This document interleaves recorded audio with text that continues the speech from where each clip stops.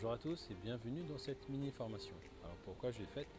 Tout simplement parce que j'ai été confronté tout récemment à une de mes plus anciennes blessures, du moins j'ai pris conscience d'elle, et je me suis dit que je voulais donner à d'autres personnes l'occasion de vivre, comprendre et penser cette ou ces blessures qui nous empêchent d'avancer, voire même nous causent parfois de la souffrance. Je vais vous donner dans un instant l'aperçu des 5 blessures de l'âme, telles que décrites dans le fameux livre de Lise Bourbeau, les 5 blessures qui nous empêchent d'être soi-même.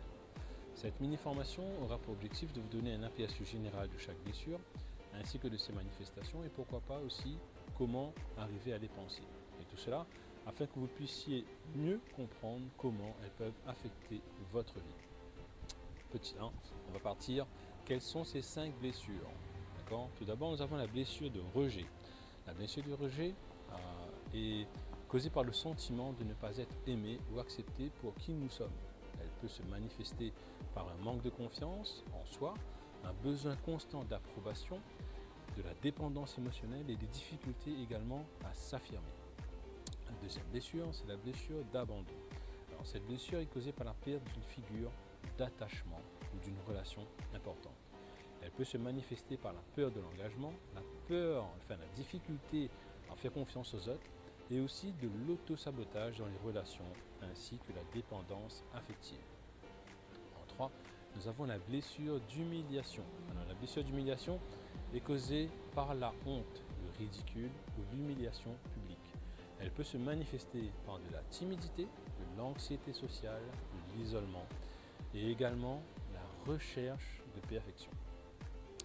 La blessure de trahison en 4. La blessure de trahison est causée par la rupture de la confiance, de la loyauté ou d'une promesse. Elle peut se manifester par la méfiance envers les autres, la difficulté à pardonner et également la difficulté à laisser aller les rancœurs et la tendance à éviter les situations où l'on peut être blessé à nouveau.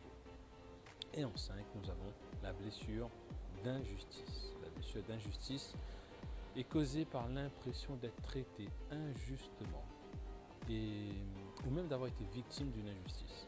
Elle peut se manifester par un sentiment d'indignation, une tendance à se sentir victimisé, de la colère et aussi de la frustration. Il est important de noter que tout le monde peut présenter l'une ou l'autre de ces blessures et souvent une personne peut présenter plusieurs blessures à la fois. Alors, ce fameux livre de Lise Bourbeau explore en détail chacune de ces blessures ainsi que les mécanismes de défense que nous utilisons pour les éviter ou les dissimuler. En reconnaissant ces blessures et en travaillant à les guérir, nous pouvons nous libérer de nos blocages émotionnels et retrouver également notre véritable moi. J'espère que cela a pu vous aider. Nous allons passer tout de suite à la suite de cette mini-formation.